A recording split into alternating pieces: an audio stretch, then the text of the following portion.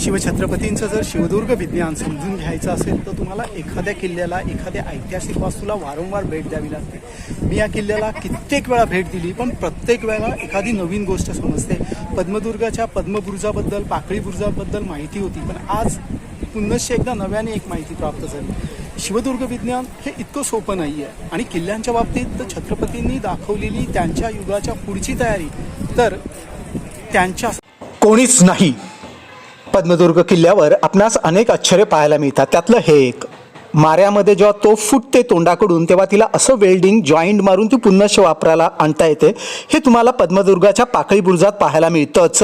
तोफांचा मारा करताना जेव्हा एखादी तोफ त्या माऱ्याच्या वेळेला अति गरम होऊन फुटते तोंडाकडून, तेव्हा त्यावेळेच्या ह्याच्यात वेल्डिंग कसं केलं जायचं किंवा कड्या बसून ती पुन्हा एकदा कशी वापरात आणली जायची, हा पद्मदुर्गाच्या पाकळी बुरुजातील पद्मबुरुजातील ही तोफ आपल्याला त्याबाबतची पूर्णपणे शाश्वती देते। झाली जरी छिन्न विछिन्न तरुणी, तरीही अजूनही लक्ष एकच आहे,